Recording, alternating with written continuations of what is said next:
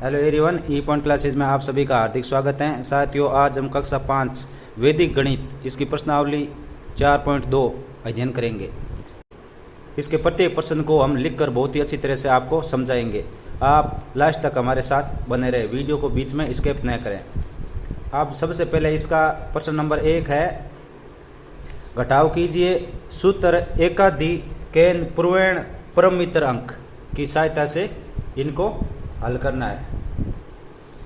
अब इसको एकाधिकैन पूर्णांक परमित्र अंक की सहायता से हल करना है। यानी 200 में से 132 घटाना है।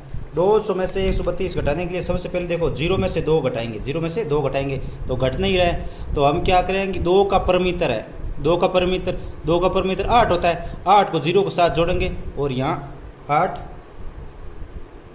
लिख देंगे। 2 का परमित्र 8 हुआ, 8 को 0 के साथ जोड़ेंगे तो 8 ही प्राप्त होगा। अब जो 8 का, ये 2 का, इस 2 का पूर्णांक कौन सा है, 3, यानी 2 से पहले वाला, तो 2 से पहले वाले 3 अंक है, तो 3 अंक के ऊपर हम एकाधिक का चिन्ह लगाएंगे। ये छोटा बिंदु लगाएंगे, इसका अर्थ है एकाधिक का अर्थ है कि ये 3 है, इसको हम 4 पढ़ेंगे, 3 को हम 4 पढ़ेंगे। अब ये 4 हो गया इसके ऊपर एकाधिक लगने पर। अब यहाँ 0 है, 0 में से 4 घटेंगे नहीं, तो हम 4 का परमित्र क्या है, 6 को 0 के साथ जोड़ेंगे, तो 6 को 0 के साथ जोड़ेंगे तो 6 ही प्राप्त होगा, तो हम 6 लिखेंगे। और 6 का जो पूर्णांक है 1, इस पर एकाधिक लगाएंगे, इस पर एकाधिक लगाने का अर्थ यह हुआ कि ये 2 हो गए। अब यहाँ पे इसको 2 पढ़ा जाएगा, 2 में से 2 घटने पर ये क्या हो जाएगा, 0 प्राप्त होगा। इस प्रकार नेक्स्ट 0 में से 9 घटाने, 9 घट नहीं रहे, तो 9 का परमित्र 1 है, तो 1 को 0 के साथ जोड़ने पर 1 ही प्राप्त होगा। अब हम इसके परमित्र का सहयोग लिया है, तो इससे पहले वाले अंक इस पर एकाधिक लगाएंगे, एकाधिक का चिन्ह लगाएंगे। एकाधिक का चिन्ह का अर्थ यह है कि अब ये 0 नहीं है, ये 1 अधिक हो गया, यानी 1 हो गया, ये 1 हो गया। अब 0 में से 1 घट नहीं रहा है, तो 1 का परमित्र होता है 9, 1 का परमित्र होता है 9, तो 9 को हम 0 के साथ जोड़ेंगे, 9 को 0 के साथ जोड़ेंगे तो 9 ही प्राप्त होगा। अब हम जो 0 का पूर्णांक कौन सा है, 3 पे एक एकाधिक लगाएंगे। इस पे एकाधिक लगाने का अर्थ है कि ये अब 4 हो गया, अब ये 4 हो गया। और 5 में से 4 घटाएंगे तो हमें 1 प्राप्त होगा। अब इसमें 5 में से 8 घटाएंगे, 5 में से 8 घट नहीं रहा है, तो 8 का परमित्र 2 है, 2 को हम 5 के साथ जोड़ेंगे तो कितना हो जाएगा, 7, ये 7 हो जाएगा, तो हम यहाँ लिखेंगे 7। अब 8 का पूर्णांक 0 है, 0 पे एकाधिक लगाएंगे, यानी एक छोटा बिंदु लगाएंगे। इस एकाधिक का अर्थ हो गया ये अब 1 हो गया, ये 1 है, इसको 1 पढ़ा जाएगा। अब 0 में से 1 घट नहीं रहा है, तो 1 का परमित्र 9 है, 9 को 0 के साथ जोड़ेंगे तो हमें 9 ही प्राप्त होगा।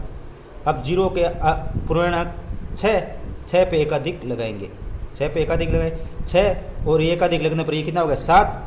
8 में से 7 घटने पर प्राप्त होगा 1, 8 में 7 घटाने पर 1 प्राप्त होगा।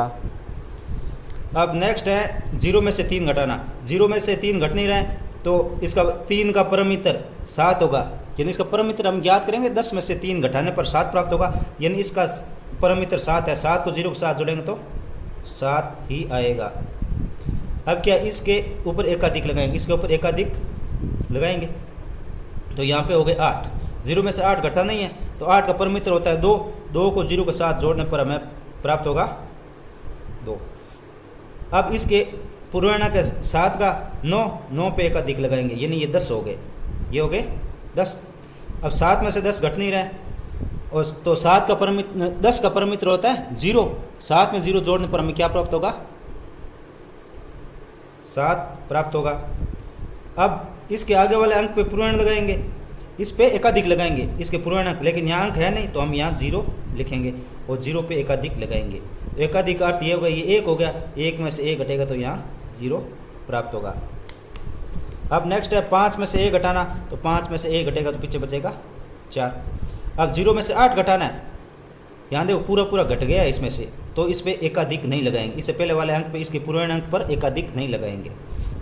जिस पे पूरा नहीं घटता है, परमित्र का सहयोग लेते हैं, उस पे ही एकाधिक लगाएंगे, तो इस पे एकाधिक नहीं लगाएंगे। अब 0 में से 8 घटाएंगे तो 8 घट नहीं रहा है, 8 का परमित्र होगा 2, 2 को 0 के साथ जोड़ने पर हमें प्राप्त होगा 2 ही। अब इस पे एक अधिक लगाएंगे, एक अधिक लगाएंगे। अब ये 2 पे एक अधिक लगने का अर्थ है कि ये 3 हो गए। अब 3 में से 3 घटेगा तो क्या प्राप्त होगा 0, 3 में से 3 घटेगा तो 0 हो गया। अब इस पे क्या है 3 में से 3 घटा तो 0 हो गया। अब इस पे एक अधिक हम नहीं लगाएंगे क्योंकि ये पूरा पूरा घट गया है, 3 में से 3 घटेगा 0 आ गया, इसके परमित्र का शोक नहीं लिया है तो इस पे 0 हो गया, इस पे एक अधिक नहीं लगाएंगे। अब 8 में से 5 घटने पर प्राप्त होगा 3। इस प्रकार इसमें से 6 में से 0 घटाएंगे तो 6 में से 0 घटा नहीं है, 6 का परमित्र है 4, 4 को 0 के साथ जोड़ने पर हमें प्राप्त होगा 4। अब इस पे एक अधिक लगाएंगे क्योंकि इसमें परमित्र का सहयोग लिया है तो इस पे एक अधिक लगाएंगे तो ये कितने हो गए 4, 0 में से 4 घट नहीं रहा है, 4 का परमित्र है 6 तो 6 को 0 को जोड़ने पर 6 ही प्राप्त होगा।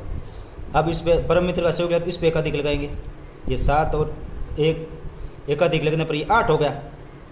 अब 8 का 0 में से 8 घट नहीं रहा है, 8 का परमित्र 2 है तो 2 को 0 पर जोड़ने पर 2 ही प्राप्त होगा। अब इसमें परमित्र का सहयोग लिया तो इस पे एक अधिक लगाएंगे तो ये 2 और 1 3 हो गए, 4 में से 3 घटने पर 1 प्राप्त होगा। नेक्स्ट है 0 में से 4 घटाना है तो 0 में से 4 नहीं घट रहा है तो 4 का परमित्र 6 को 0 के साथ जोड़ने पर हमें 6 ही प्राप्त होगा। अब इस पर परमित्र का सहयोग इस पर एक अधिक लगाएंगे, एक अधिक लगाने पर ये 1 हो गया। अब 0 में से 1 घट नहीं रहा है तो 1 का परमित्र होता है 9 तो यहाँ पे 9 को 0 के साथ जोड़ने पर 9 ही प्राप्त होगा।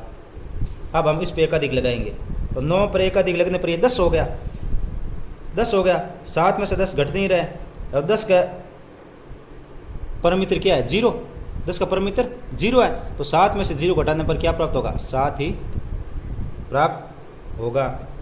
और अब इस पे क्या है परमित्र का सहयोग लिया तो इस पे एक अधिक लगा देंगे तो ये 4 की जगह 5 हो गया, 9 में से 5 घटने पर हमें कितने प्राप्त होंगे 4 प्राप्त हो गए।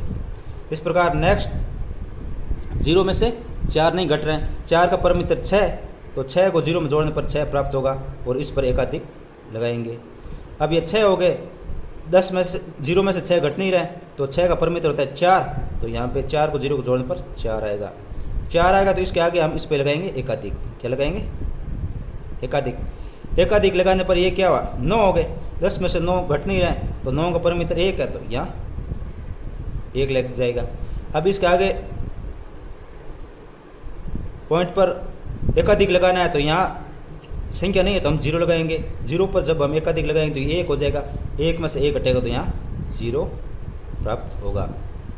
इसी प्रकार 0 में से 6 घट नहीं रहे, 6 का परमित्र कितना है 4, 4 को 0 पर जोड़ने पर 4 ही प्राप्त होगा। अब इस पे एक अधिक लगाएंगे तो ये हो गए 10, ये कितने हुए 10। अब 10 का परमित्र क्या है 0, 10 का परमित्र 0 है, 0 में से 0 घटाएंगे तो 0 ही प्राप्त होगा तो इस पर हम एक अधिक लगाएंगे, इस पर एक अधिक लगाएंगे। अब यहाँ हो गए 9, 9 का परमित्र होता है 1, 1 को जब 0 के साथ जोड़ेंगे तो हमें 1 ही मिलेगा। तो अब इसके आगे इस पर लगाएंगे एक अधिक क्योंकि यहाँ परमित्र का शोक हो गया तो ये कितने हो गए 4 हो गए, 9 में से 4 घटने पर कितना प्राप्त होगा 5। इस प्रकार से आज हमने वैदिक गणित कक्षा 5 प्रश्नावली 4.2 को कंप्लीट किया है। नेक्स्ट वीडियो में हम इसकी प्रश्नावली 4.3 का अध्ययन करेंगे। तब तक के लिए धन्यवाद।